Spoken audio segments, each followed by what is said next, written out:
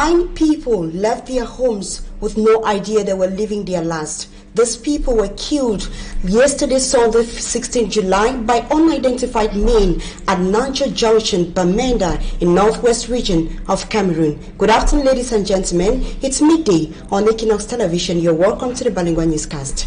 Christine Babanda, bon après-midi. Good day, Madame Glory, Madame, Monsieur, bonjour et bienvenue dans votre 12h bilingue. Dans l'actualité nationale de ce lundi midi, carnage dans la région du nord-ouest du pays. 9 civils ont été tués hier dimanche 16 juillet par de présumés combattants séparatistes dans un bar à Nancho Junction, une localité de l'arrondissement de Bamenda 2e. À ce chiffre macabre s'ajoutent 2 blessés graves. Dans une récente sortie, le ministère de la Défense décrit un acte barbare et cruel. Selon le MINDEF, les auteurs de cette tuerie, les combattants séparatistes, ont voulu agir en tenue militaire pour camoufler leurs crimes odieux.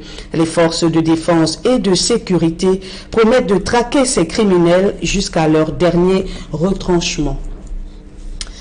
Nous reviendrons largement sur cette information dans nos différentes éditions. Parlons à présent d'autre chose. Un important stock de médicaments contrefaits a été saisi à Mbanga, une localité du département du Mungo, dans la région du littoral du pays. Une opération des éléments de la gendarmerie nationale déterminée à lutter contre la mort qui continue d'être vendue au bord des rues. Plus de précision dans ce reportage que signent Jires Yopa et Hubert Michel Kameni. Dans ce pick-up de la gendarmerie nationale se trouvent des centaines de cartons de médicaments de contrebande saisis lors d'une opération menée par les éléments de la compagnie de gendarmerie de Mbanga. Il est lieu de féliciter l'action de nos forces de maintien de l'ordre et de sécurité et saluer la collaboration avec les populations. Nous voulons inviter nos populations à barrer la voie contre la vente des médicaments illicites. Dans une fosse de 2 mètres de profondeur sont incinérés les milliers de cachets interdits de commercialisation. Le coût évalué à plusieurs millions de francs CFA.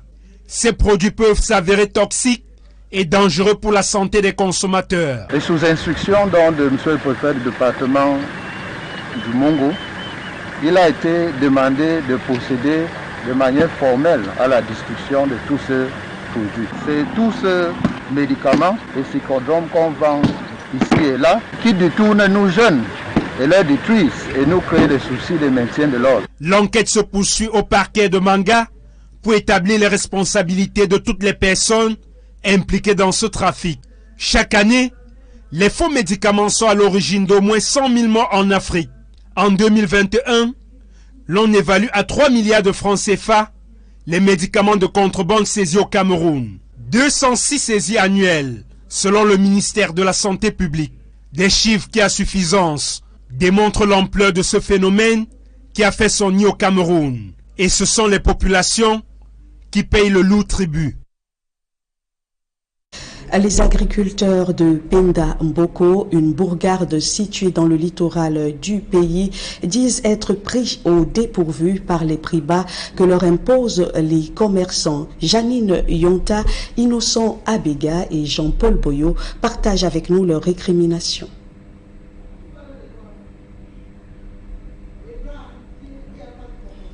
On vous l'annonçait tout à l'heure, les agriculteurs de Penda Mboko, une bourgade située dans le littoral du pays, disent être pris au dépourvu par les prix bas que leur imposent les commerçants. Nos reporters Janine Yonta, Innocent Abega et Jean-Paul Boyo partagent avec nous leurs récriminations.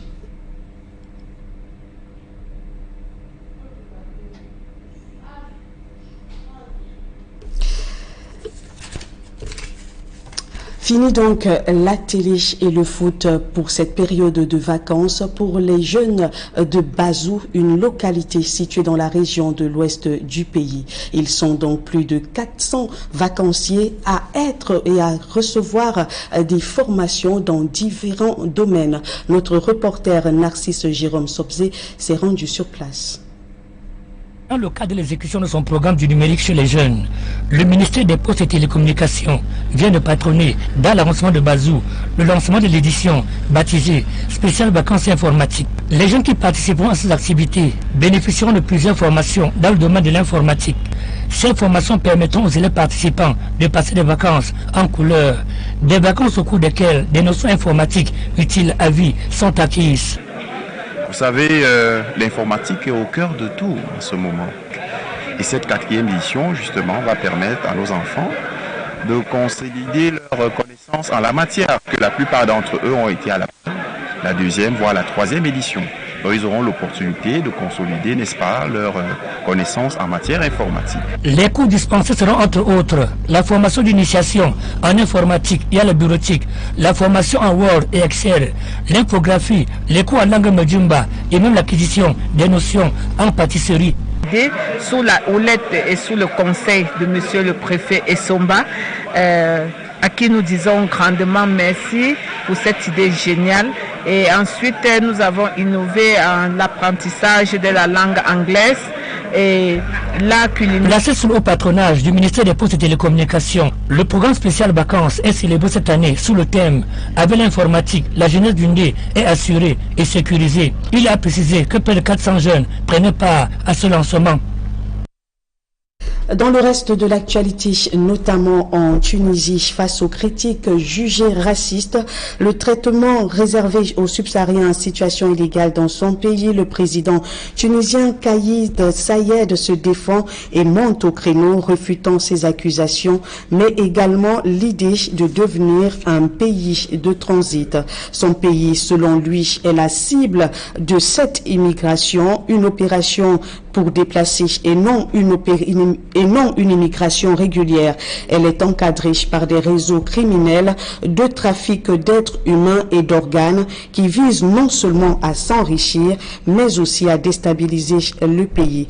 Nous sommes des Africains, nous ne refusons d'être une terre de transit ou d'accueil, a martelé le dirigeant tunisien. Et en sport, en football, nos reporters Emos Fongo, Fabrice Eloumou et Raoul Tabou Oufoué prennent pour nous le pool et les statistiques du tournoi Interpol. Avec une moyenne d'un but par match, soit seulement 4 buts marqués en 4 rencontres, la première journée du tournoi Interpol n'a pas été prolifique en termes de buts. 3 de ces réalisations ont été inscrites dans la poule B qui a livré sa copie de la première journée ce dimanche. Gaoundéré Football Club, le représentant de la région de la Damawa, s'est imposé devant Puma FC du Littoral sur le score de 1-0 grâce à Dylan Venti qui inscrit l'unique but de la rencontre. Le plus lourd score de cette première journée est celui de Bafma United, représentant du Nord-Ouest, qui est venu à bout de Krimi FC, le club de la région du Nord, sur le score de 2-0. Dans la poule A, on note un premier crachat de feu pour Volcan du Nous. Le plénipotentiaire de la région de l'Ouest a disposé de Académie Niom 2 sur le score de 1-0 grâce à une réalisation de Haroun Nandikam à la 83e minute de jeu. Les académiciens de Niom auront eu l'occasion de revenir au score en toute fin de match. Mais Loïc Bellamikouli manque un penalty à la 94e minute de jeu. 1-0 à la fin, un résultat qui confirme les ambitions de Volcan qui a décidé à regagner le Litou. Outre Volcan qui a trouvé le chemin des filets, aucune autre équipe n'a marqué le moindre but dans la poule A. La rencontre entre les Américains de l'Union sportive d'Abombang de l'Est et Issosa du Sud-Ouest s'est soldée sur le score de 0 but partout. Au classement général, Volcan du Noun caracole au sommet dans la poule A avec 3 points, suivi de l'Union sportive d'Abomban, 2e avec 1 point, Isle of Hope est 3e avec 1 point, Académie Niom 2 est 4e avec 0 point, tandis que Sporting, examen de la première journée, est 5e et dernier avec 0 point. Dans la poule B, Bafma United est premier avec 3 points, suivi de Gaoundé Football Club 2e avec 3 points, Olympique de Buombani, examen de cette journée à 0 points est 3e, Puma Football Club est 4e avec 0 points, et Krimi FC de Garoua est 5e avec 0 points. Ce clin d'œil à l'actualité sportive camerounaise referme la première partie de votre journal. La seconde partie en langue anglaise, c'est avec vous, Malaglory. Once more, good day. Good day to you, Christine Babanda. Ladies and gentlemen, good day. And thanks for joining us for the second part of the news. We begin with a sad story where 9 people were shot dead at Nancho Junction, Bamenda, in the northwest region of Cameroon yesterday, July 16th.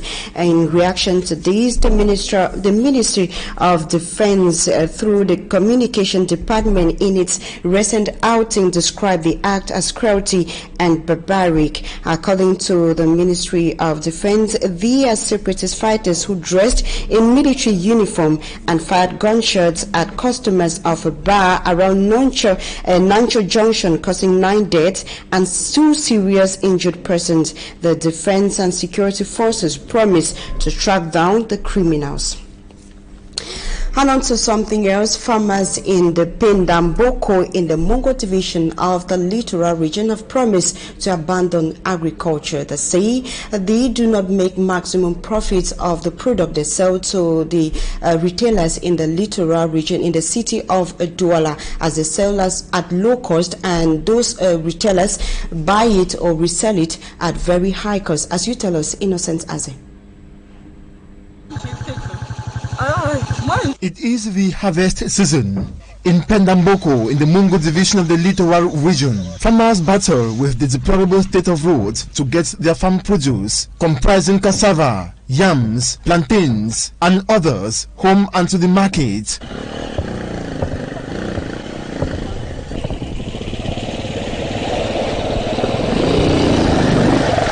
While at the market to sell, they end up crying than smiling. This is because their farm outputs are bought at very cheap cost by Bayam Selams from Douala. This Gary vendor says the Bayam Selams come with their fixed price and impose on them.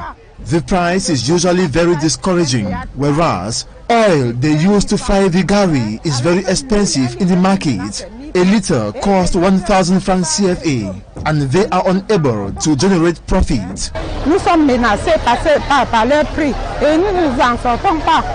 farmers do not forget the energy they put to cultivate, harvest, as well as the stress and high transportation costs to get the farm outputs to the market. As concerns Gary, it has a lot of work. You harvest, pay huge sums of money for it to be transported home, where you peel, grind, and fry with oil, which is now very luxurious in the market. When you take it to the market, Bayam Selams buy it very cheap. Even if you sell a bucket of Gary at a cost price of 5,000 francs, it will yield you no profit. Even a bag at 50,000 francs, you will still fetch nothing.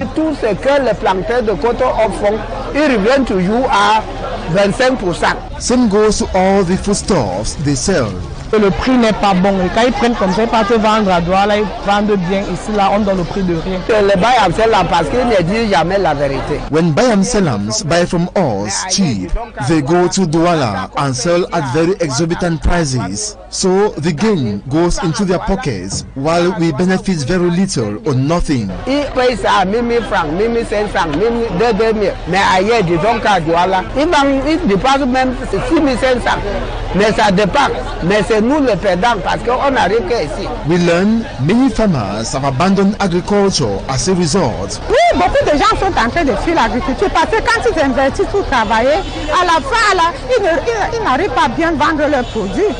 Les produits baissent. Those still holding firm to it implore competent authorities to come to their aid so that they will be able to sell at higher prices to Bayam Selams, which will enable them maximize enough profits. In the same light, stakeholders in Dian Division, southwest region of the country, have frowned at farmers, unconscious farmers who do not make no sense of efforts made or aimed at boosting agriculture in Tiko and Mundemba subdivision. They say these farmers found in this situation will face the administration. The farmers have, however, been promised technical support from the Ministry of Agriculture. For me, I'm Swansanda reports. The Dian Division, like several others across Cameroon, has agriculture as main economic activity. Though diversified with fishing, farming remains a strategic sector, considering the consistent efforts from their elected officials to empower those involved. Laudable efforts which are sometimes watered down by unconscious farmers. National Assembly for handing over the measure to those who benefit from Toko subdivision. What we observed last time is that we gave these same seedlings to Monima subdivision. We realized that people took the seedlings and went to Nana, abandoned the seedlings there. And when we reported to the delegate, no action was being taken. But this time, I'm pleading, if you don't want to plant, leave it here. Please, if you don't want to plant, leave it here. That which, however, could not deter Honorable Merime Buka. That cocoa is money. What Honorable can give to you is cocoa, and that is money. As a technical partner, the Ministry of Agriculture is determined to accompany these farmers to materialization. Minade will continue work to accompany them and make sure that the seedlings are actually planted, because the challenge is that most often when you give these things to young people, they don't want to plant. It becomes a big challenge for us. And at times you might see me back in your office, coming back to your office to report that a particular youth who was not able to plant, and maybe there's another youth who is ready to plant, who can use your office to take it from him and give it to the other person. Elected and local development stakeholders say the empowerment move aims at consolidating peace and social cohesion in the entire Njan division. We remain in the southwest region, where community development officials have blamed the government for creating centers without accompanying infrastructures and equipment. Speaking in Manfi, the officials also blame local councils and the local population for not involving them in community development programs. For me, Amson Sanda, once more. The challenges faced by local and community development stakeholders in the Manu division of the southwest region runs from infrastructural to institutional and policy comprehension. The other problem that we face as community development is that most of these SIAC centers have been created by the government, and there are no structures, there are no buildings, and some of them the government has even provided some materials for training of communities, but we don't even have where to keep those materials because there are no buildings. And presently, some of the buildings that we just have 2 out of the 5 SIACs that we have in the division. Those are the difficulties. And then most of the SIACs directors that have been appointed, they also need capacity building, that the government needs to see into it, that this SIAC directors should be updated, their capacity should be updated, where they can easily reach out to the communities.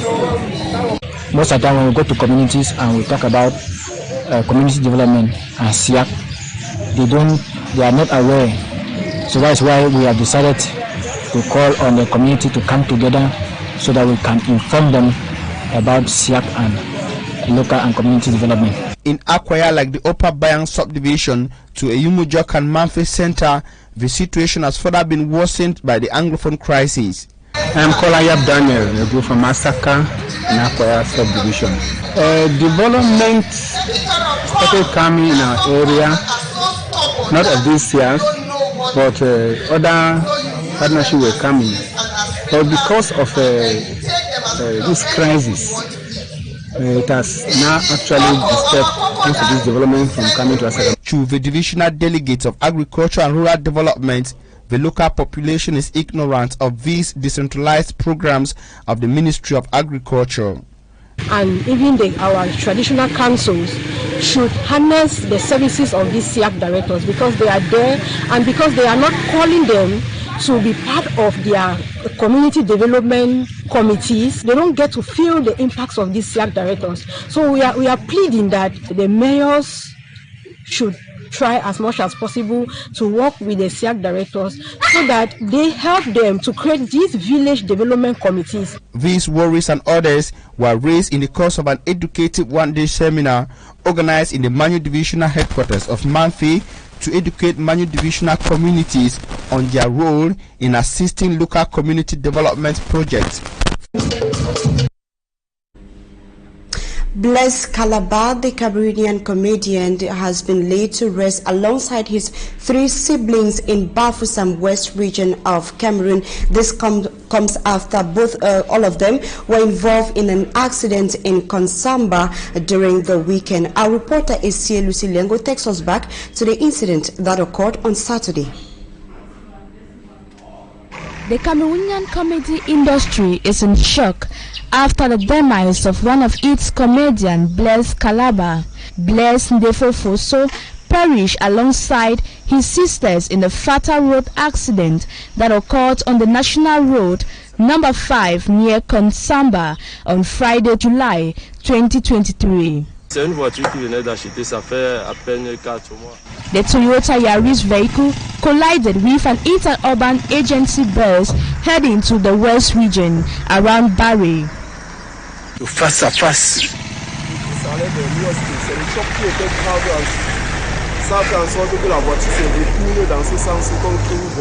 Blaise and his sisters were returning from their grandfather's funeral. They have been buried in Ukara, a village in Bafoussam, West region. It was rather a sad weekend for most Cameroonians. Ladies and gentlemen, that is how we saw it on today's edition of the Midday Bilingual Newscast on Équinoxe Television. Thanks so much for watching. Do have a beautiful day in the company of our programs. Christine Babanda, bonne journée à vous. Do have a nice day, Shimala Glory, Madame, Monsieur. C'est la fin de ce journal. Merci de votre fidélité et de votre confiance. Restez en compagnie de nos programmes les meilleurs.